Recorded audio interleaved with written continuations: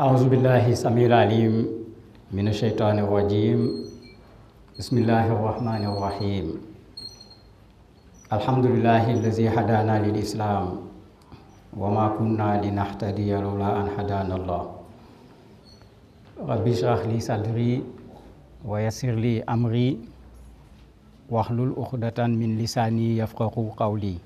Nous remercions Allah subhanahu wa ta'ala pour l'occasion qu'il nous donne en nous permettant de nous réveiller ce matin et de pouvoir être présent à la mosquée pour accomplir la prière obligatoire du vendredi. Notre pré-sermon ce matin va porter sur le musulman et la mosquée.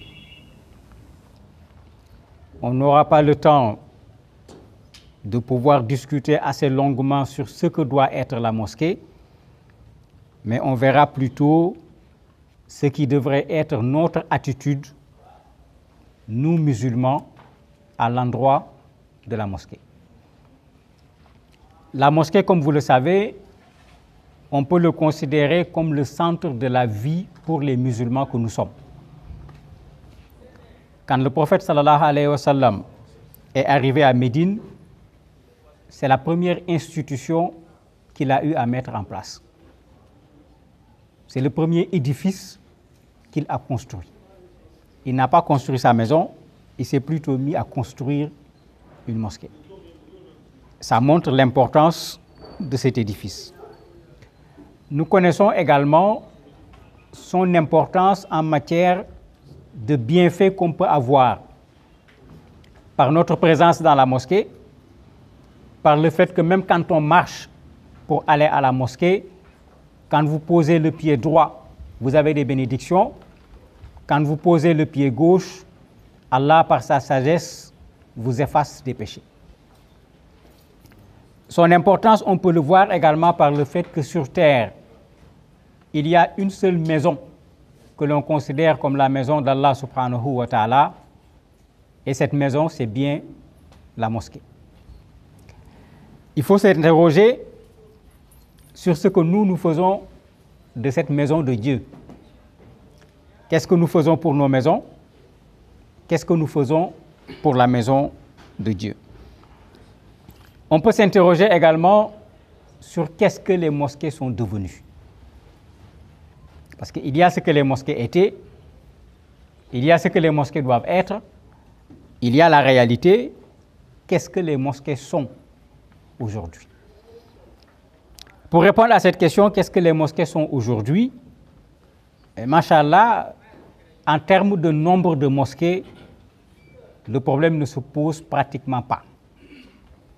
Beaucoup de mosquées ont été construites, que ce soit au Togo ou bien ailleurs. Et parfois même, on peut dire que trop de mosquées ont été construites dans certaines localités. La première fois que je suis allé à Bafilo, à Tchamba, à Sokodé, je me suis demandé, mais les gens sont dans la logique de quel islam? Moi, je n'ai pas appris dans l'islam que dans chaque maison, il doit y avoir une mosquée. Alors que tu avais l'impression que chaque maison voulait avoir sa mosquée, de sorte que sur le chemin, quand on quitte Sokodé pour aller à Tchamba, il y a un endroit où, de part et d'autre de la route, vous avez 3 mosquées qui font un triangle. Je me rappelle, je l'avais photographié pour envoyer à certains pour leur dire, regardez ce que je découvre, parce que quand on parle de l'importance de la mosquée, mais cela ne signifie pas que l'on construise les mosquées en agglutination. Au point qu'après, dans chaque mosquée, quand vous viendrez, ça va être la mosquée de telle famille ou la mosquée de telle autre famille. Ce n'est pas l'esprit quand on construit les mosquées. La mosquée sert à regrouper les musulmans. Si vous connaissez l'histoire des mosquées dans l'islam, le prophète sallallahu alayhi wa sallam en est arrivé à casser une mosquée. Je dis bien casser une mosquée. Casser la mosquée parce que la mosquée était considérée comme une mosquée de la discorde. Le Coran en parle, casser une mosquée. Généralement, quand tu le dis, les gens s'étonnent, mais si on appliquait les règles de l'islam, beaucoup de mosquées vont être cassées aujourd'hui. Parce qu'on s'est bagarré dans la mosquée, vous ne voulez pas que je sois imam, je vais créer ma propre mosquée pour devenir imam. Ce n'est pas un critère pour construire une mosquée. Ah, la famille d'à côté a construit sa mosquée, il faut que moi aussi je construise ma mosquée.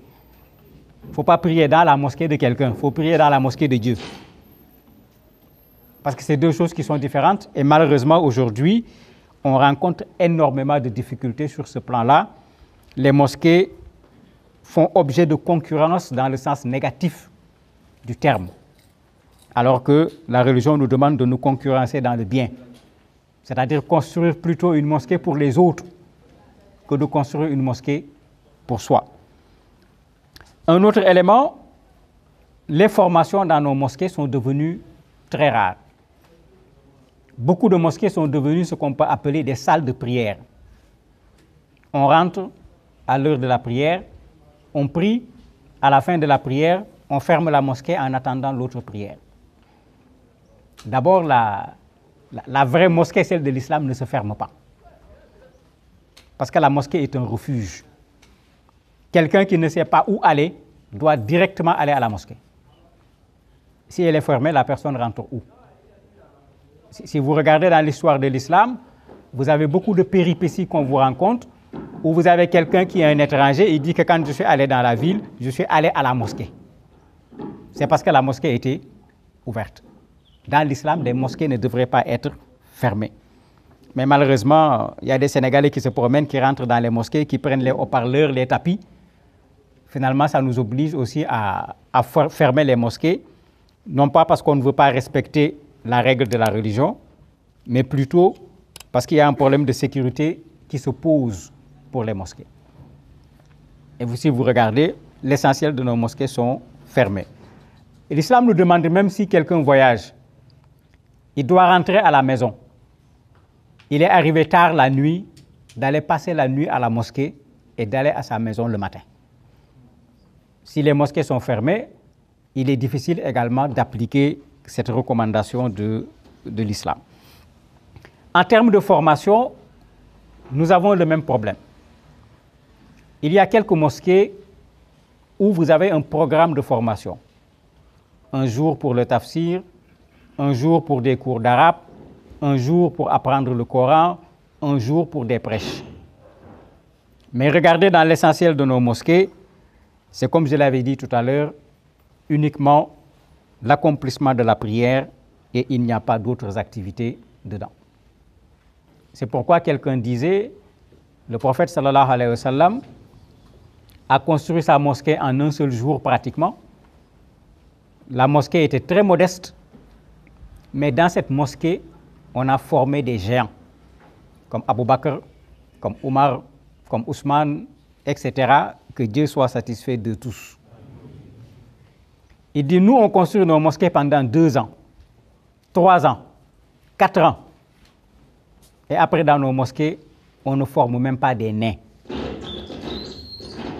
C'est-à-dire, c'est comme si on est en train d'oublier l'essence de la mosquée en allant vers le bâtiment, vers l'architecture, vers la beauté de la mosquée, ce que la religion ne refuse pas. Mais l'objet de la mosquée, ce n'était pas la beauté. Mais c'est la beauté intérieure que la mosquée crée au niveau de ceux-là qui fréquentent la mosquée. Ce n'est pas l'aspect architectural qui intéresse Dieu le plus dans une mosquée. Mais c'est plutôt la façon dont on y adore Allah subhanahu wa ta'ala. La preuve, la meilleure des mosquées, c'était celle du prophète sallallahu alayhi wa sallam. Et quand il priait, s'il pleuvait, l'eau rentrait à l'intérieur de la mosquée. Pour dire comment, d'un point de vue matériel, la mosquée n'était pas consistante. Aujourd'hui, regardez comment nos mosquées sont des bâtisses extraordinaires, mais est-ce que la foi qu'il y avait dans la mosquée du prophète sallallahu alayhi wa sallam se retrouve dans nos mosquées? Un autre élément de difficulté dans nos mosquées, c'est l'entretien. Parfois, vous avez un musulman généreux qui vient construire une très belle mosquée, qui met à la disposition d'une communauté musulmane, mais au bout de 3 mois, quand vous revenez dans la même mosquée, vous vous demandez qu'est-ce qui se passe. Aucun entretien. Les toiles d'araignée, les poubelles, les toilettes, malheureusement même parfois pour qualifier les musulmans au Togo, on nous associe à ces mosquées qui ne sont pas entretenues. Et bien sûr, cela donne une image extrêmement vilaine pour une religion qui fait de la propreté son sacerdoce. Pas seulement de la pureté, mais de la propreté également son sacerdoce. Autre difficulté dans les mosquées, c'est ce que j'appelle la gestion conflictuelle. Conflit d'imam, qui va être imam, qui ne va pas être imam. Quand la mosquée est dirigée par un président, par une association, qui va être le président de l'association. Quand il y a une trésorerie, qui va être le trésorier de la mosquée. Pourtant, si on avait appliqué le conseil du prophète sallallahu alayhi wa sallam, on n'aurait pas de problème. Il a dit tout simplement, ceux qui sont intéressés, ne les choisissez pas. Donc, écarter toutes ces personnes qui font campagne de façon visuelle ou de façon clandestine, parce que ce n'est pas la mosquée qui les intéresse, il y a autre chose qui se cache derrière. Mais malheureusement, ces conflits également font que certaines de nos mosquées sont dans des situations difficiles, où parfois les gens finissent même par en venir aux mains en raison de l'occupation des responsabilités. Je m'arrête là pour la situation, elle n'est pas exhaustive. On pourrait poser la question, qui est responsable? Parce que quand on est en face d'un problème, il faut pouvoir lui trouver des solutions. Qui est responsable de la situation dans laquelle se trouvent beaucoup de nos mosquées? Il ne faut pas aller chercher loin. Le premier responsable, c'est moi. Le deuxième, c'est vous. Puisque c'est nous qui fréquentons les mosquées. Les mosquées appartiennent à Allah subhanahu wa ta'ala, mais il n'envoie pas les anges pour venir nettoyer les mosquées.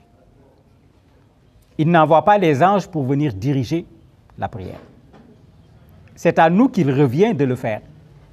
Et c'est à nous qu'il revient de le faire en respectant les principes de la religion en la matière. Puisque vous avez des ouvrages écrits sur la mosquée, où vous avez des chapitres où on explique l'ensemble des éléments de la mosquée. Mais très souvent, nous sommes dans les mosquées, nous construisons, nous fréquentons, mais quelles sont les règles de la mosquée? Ce n'est pas évident que nous les avons tous rencontrés quelque part pour savoir comment nous comporter par rapport à la mosquée. Parlons de notre mosquée, celle du campus, pour ne pas vouloir parler de toutes les mosquées. Alhamdulillah, la première fois que j'ai prié dans cette mosquée, c'était en 2007. Je me rappelle bien, c'était la première semaine de juin 2007. J'étais au Togo en tant que journaliste, je n'étais pas venu pour la religion de façon spécifique. La première fois que j'ai prié ici, c'était en 2007. Quand je regarde entre 2007 et aujourd'hui, il faut reconnaître que bien des choses ont changé dans le bon sens. Quand on regarde le nombre de personnes qui fréquentent la mosquée, quand on regarde les efforts qui sont faits dans et autour de la mosquée, alhamdulillah, il y a quelque chose qui est fait. Le problème, est-ce que nous tous, nous nous soucions du fonctionnement de la mosquée? Ou bien, c'est quelques-uns seulement qui le font? Pour s'en rendre compte, on peut se poser des questions. Tout le monde veut venir prier dans une mosquée qui est propre. Est-ce qu'on se pose la question, qui sont ceux et celles qui nettoient la mosquée? Est-ce que c'est des gens qui ont été embauchés, qui sont payés à la fin du mois? S'ils sont payés, d'où vient l'argent qui les paye? Est-ce qu'on se pose la question sur les nattes, les tapis sur lesquels nous sommes assis? D'où cela vient? Est-ce qu'on se pose la question sur l'eau que nous utilisons pour faire nos ablutions? Qui paye la facture? Est-ce qu'on se pose la question sur l'électricité, sur le matériel de sonorisation? Vous avez vu, on a commencé techniquement de façon un peu difficile. La technique ne répondait pas. C'est peut-être que notre matériel mérite d'être changé. Mais pour le faire, bien sûr, il faudrait bien que quelqu'un le fasse ou qu'on le fasse ensemble. Donc chacun doit s'interroger sur tous ces éléments que je viens de citer et certainement d'autres qu'on n'a pas cités en se demandant quelle est sa part dans la propreté de la mosquée, dans l'eau de la mosquée, les tapis, les nattes, etc. Parce que comme je l'ai dit, la mosquée n'appartient à personne, même pas à l'AMT.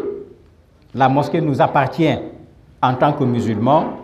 Chacun doit pouvoir assumer sa part de responsabilité par rapport à la mosquée. Notre mère Aïcha radiallahu anha, dans un hadith, nous dit, le prophète sallallahu alayhi wa sallam nous a ordonné de construire des mosquées dans les quartiers, de les nettoyer et de les parfumer. Ça veut dire que non seulement la mosquée doit être propre, mais elle doit sentir bon. Quand vous allez dans certains pays, c'est tellement bien compris, quand vous rentrez dans la mosquée, vous n'avez pas envie de ressortir. Elle est nickel. Elle n'est pas propre seulement, elle est nickel. On met de l'encens également, du parfum à l'intérieur de la mosquée, de sorte que quand vous rentrez, vous vous sentez vraiment dans un endroit qu'on peut effectivement appeler la maison de Dieu. C'est pourquoi je disais, qu'est-ce que nous faisons pour nos maisons et qu'est-ce que nous faisons pour la maison de Dieu? Est-ce que nos maisons méritent plus d'entretien, de soins que la maison de Dieu? Dans certains pays, quand vous y allez, vous trouverez des mosquées où, quand vous rentrez dans la mosquée, vous n'avez pas envie de ressortir de la mosquée. Est-ce que notre mosquée ne peut pas évoluer pour ressembler à ces mosquées? Est-ce que nous ne pouvons pas nous organiser pour davantage aménager cette mosquée, la rendre plus agréable, voire même installer une climatisation? Souvent, les gens trouvent que c'est très ambitieux, mais ça ne l'est pas. Nous sommes suffisamment nombreux pour être capables de le faire. On peut le faire si chacun d'entre nous s'y met. Le COGESMOS, le comité qui gère la mosquée, peut mettre en place un plan d'aménagement de la mosquée. Si nous nous engageons chacun, en 1 an, en 2 ans, peut-être en 3 ans, on peut le faire. Mais si le COGESMOS fait ce travail d'aménagement et que notre accompagnement sur le plan financier n'est pas là, le projet va rester tout simplement dans les tiroirs du COGESMOS. On ne pourra pas le réaliser. La mosquée, comme je l'ai dit tantôt, doit être un lieu de quiétude.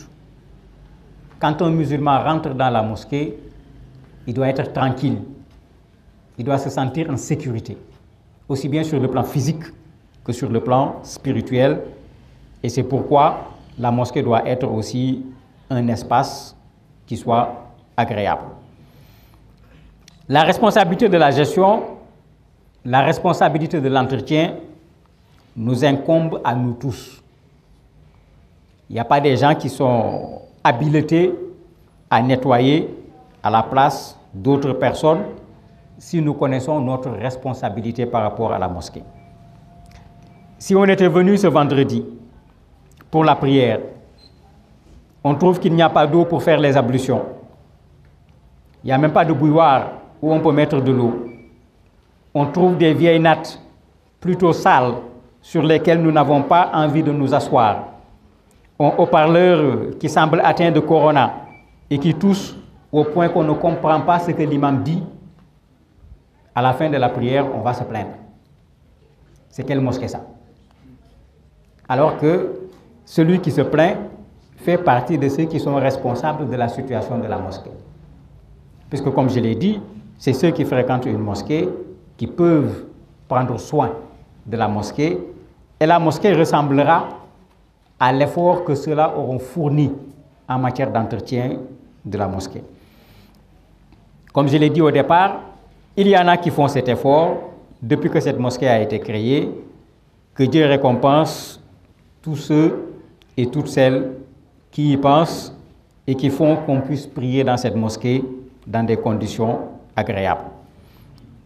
Il y en a d'autres qui sont comme moi, qui malheureusement ont pensé que la mosquée appartient à un groupe de personnes, et c'est à ce groupe de personnes qu'il revient de s'occuper de la mosquée, entretien, propreté, etc.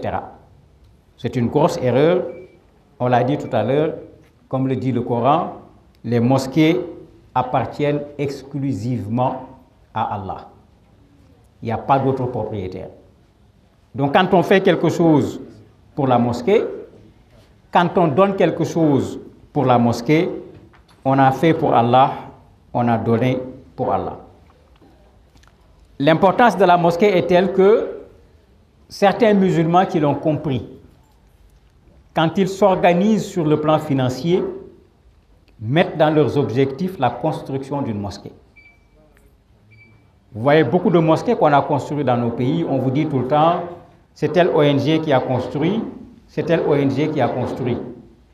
Généralement, ce n'est pas l'ONG, c'est une personne qui est cachée derrière l'ONG. C'est des personnes qui connaissent l'importance de construire une mosquée et qui, sur leurs revenus, s'organisent pour pouvoir construire au moins une mosquée. Bonne arrivée, professeur. Ils disent à une ONG combien coûte une mosquée. Vous lui dites 10 millions. S'il a 10 millions, il dépose 10 millions. S'il n'a pas 10 millions, il te dit, mais je vais m'organiser dans 2 ans pour vous remettre l'équivalent de la somme de construction d'une mosquée. Et ce sont ces mosquées que vous voyez construites dans un très grand nombre de pays, alors que vous ne connaissez même pas la personne qui a mis l'argent à disposition.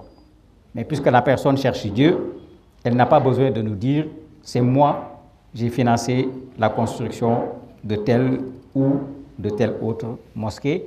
Et vous voyez quelqu'un qui construit une mosquée, qui ne prie jamais dans cette mosquée, et qui peut-être ne priera jamais dans la mosquée qu'il a construite. Mais c'est un principe important. Quand on donne à Dieu, on n'a pas besoin soi-même de venir nécessairement prier dans cette mosquée. Ce qui est contraire à ce qu'on rencontre comme problème, où parfois, quand moi j'ai construit ma mosquée, je veux même parfois décider de qui vient et qui ne vient pas, qu'est-ce qu'on fait et qu'est-ce qu'on ne fait pas. Vous voyez que l'entendement n'est pas du tout le même. Le prophète sallallahu alayhi wa sallam nous enseigne que parmi les récompenses pour quelqu'un qui a construit une mosquée, Dieu te construit un château au paradis. Cela suffit déjà pour avoir envie de construire une mosquée pour les musulmans. Imaginez maintenant si vous ne vous contentez pas de construire la mosquée. Vous continuez à payer la facture d'eau, d'électricité, l'entretien de la mosquée. Imaginez tout ce que vous aurez comme bénédiction avec toutes ces personnes qui viendront fréquenter la mosquée pendant votre vie, tout comme après votre vie. C'est pourquoi les musulmans qui l'ont compris se débrouillent pour, dans leur vie, pouvoir construire au moins une mosquée pour bénéficier de l'ensemble de ces bénédictions. À défaut de pouvoir construire une mosquée, parce que les moyens ne le permettent pas, vous avez des mosquées que l'on construit sur la base de contribution. Le musulman doit faire un effort pour mettre sa contribution dans la construction des mosquées, à défaut de pouvoir lui-même construire une mosquée pour avoir comme récompense un château au paradis. On peut le faire également à travers l'entretien des mosquées. Parce qu'il faut que la mosquée puisse continuer de fonctionner. Et pour cela, il y a un entretien qui demande des mains, qui demande de la présence physique, qui demande également de l'argent. Chaque mosquée a sa méthode. Notre mosquée est gérée par le COGESMOS, qui propose aux gens des abonnements mensuels où la personne s'engage en fonction de ses moyens et de sa volonté à offrir une somme déterminée à Dieu par l'intermédiaire de cette mosquée tous les mois. Si on s'y inscrivait en grand nombre, cela permettrait au COGESMOS de faire évoluer notre mosquée parce qu'ils peuvent voir potentiellement la somme d'argent qu'ils peuvent avoir par année, ce qui peut leur permettre d'envisager un certain nombre d'aménagements pour nous accueillir dans les meilleures conditions. Pour gagner quelque chose auprès d'Allah subhanahu wa ta'ala, ce n'est pas avec de l'argent seulement qu'on peut le faire. Tout ce qu'on peut faire pour la mosquée, c'est des bénédictions auprès d'Allah subhanahu wa ta'ala. Anas ibn Malik nous rappelle ce que le prophète sallallahu alayhi wa sallam avait dit un jour à ses compagnons. Il leur a dit: on m'a présenté les bonnes actions de ma communauté, jusque même la petite poussière ou la petite brindille qu'un musulman a fait sortir de la mosquée pour rendre la mosquée propre. Donc, il ne faut pas dire seulement j'ai pas d'argent, je ne peux rien faire pour la mosquée. Quand on n'a pas de l'argent, on peut donner du temps à la mosquée, on peut donner sa force à la mosquée. Le COJESMOS organise de temps en temps un nettoyage collectif de la mosquée. Parfois, le nombre de personnes qui répondent est très petit par rapport au nombre de personnes qui fréquentent la mosquée. Si 5 personnes viennent pour nettoyer la mosquée, imaginez tout le travail qu'on leur demande de faire à notre place, nous tous. Si 50 personnes viennent, en un clin d'œil, tout le travail est fait, et le travail est certainement mieux fait parce qu'avec ce nombre de bras, on peut se permettre de nettoyer même les toits, enlever les toiles d'araignée, etc. À défaut, on risque de se contenter simplement de balayer le sol pour pouvoir permettre aux gens de venir prier dans des conditions acceptables. Je me suis posé la même question dans la mosquée où je prie, au quartier, puisque je n'ai jamais vu quelqu'un balayer la mosquée et la mosquée était toujours propre. J'ai toujours cherché, mais qui est cette personne? Pendant plus de 8 mois, je n'ai pas trouvé. J'ai trouvé la personne un jour où je devais participer à une conférence au Bénin. Comme il y a un décalage horaire par rapport au Togo, il faut quitter très tôt ici pour pouvoir être là-bas à 8 heures. En quittant ma maison, je passe devant la mosquée, je trouve une vieille dame, dos courbé, parce qu'elle ne peut même pas se mettre debout, toute petite, en train de balayer la mosquée, de nettoyer l'espace des ablutions, puisque quand tu viens le matin à Fajr, tout est déjà propre. J'ai dit, ah bon, voilà la personne qu'on cherchait. Mais combien de personnes pensent à elle? On vient, c'est propre, on s'installe, et puis la première question que je me suis posée, mais elle est beaucoup plus âgée que moi, elle a moins de force que moi, et c'est elle qui vient s'occuper de la mosquée. Il faudrait qu'on pense, nous aussi, à faire comme cette dame. Moi, je cherchais parce que dans l'histoire de l'islam, vous avez quelque chose de similaire. Il y a une dame qui nettoyait la mosquée du prophète sallallahu alayhi wa sallam. Et qui est décédée. Le prophète est venu constater que la mosquée n'est pas comme elle doit être d'habitude. En ne voyant pas la dame, il a dit, où est cette dame? Les gens lui ont dit, ah, elle est décédée. Pourquoi vous ne m'avez pas informé? Ils lui ont dit, non, il faisait nuit quand elle est décédée, il y avait un froid, il s'est fâché. Et il a dit aux gens, où vous l'avez enterrée? On lui a dit, il dit, amenez-moi devant sa tombe. Il est allé jusqu'au niveau de la tombe de la dame pour prier pour cette dame qui nettoyait la mosquée. Et ça montre en même temps l'importance que le prophète sallallahu alayhi wa sallam accordait à cette personne qui s'occupait de la propreté au niveau de la mosquée. La mosquée, c'est également un certain nombre d'attitudes que nous devons avoir. La première attitude, mais à défaut de nettoyer, il ne faut pas salir quand même. D'ailleurs, les professionnels du nettoyage disent qu'il vaut mieux ne pas salir que de nettoyer. C'est-à-dire que si chacun fait un effort en utilisant les toilettes, en utilisant les lieux de la mosquée, en rentrant dans la mosquée, en utilisant les lieux des ablutions, il y a déjà moins de travail de nettoyage à faire. Et ça, c'est une question de comportement. Si chacun le fait, on facilite la tâche à ceux-là qui s'occupent de rendre la mosquée propre. Quand on rentre dans la mosquée, la règle de l'islam, c'est de s'asseoir au niveau des premiers rangs. C'est pour une question d'ordre, d'abord, mais c'est pour une question de mérite également. Il y a plus de mérite dans la première rangée, ensuite la deuxième, la troisième, etc. Et vous voyez des gens qui arrivent et qui vont s'asseoir à la dernière rangée. il faut s'asseoir devant, de préférence à droite, au niveau de la première rangée, parce qu'il y a plus de mérite à droite qu'à gauche. Et ensuite, on remplit les rangées, parce que l'islam ne veut pas qu'on rentre dans la mosquée et qu'on traverse les gens. Donc c'est une question d'ordre, mais c'est également une règle avec des bénédictions. Si ceux qui travaillent pour la mosquée font l'effort de nettoyer, de parfumer la mosquée, il faudrait qu'en venant à la mosquée moi-même, que je n'amène pas dans la mosquée l'odeur qui va gêner ceux qui prient. Vous connaissez ce que le prophète sallallahu alayhi wa sallam avait dit à ce monsieur qui était venu à la mosquée et qui avait mangé des oignons, de l'ail. Il lui a dit non seulement ça gêne ceux qui prient, mais ça gêne même les anges. Ça veut dire qu'en venant à la prière, nous devons prendre soin de nous-mêmes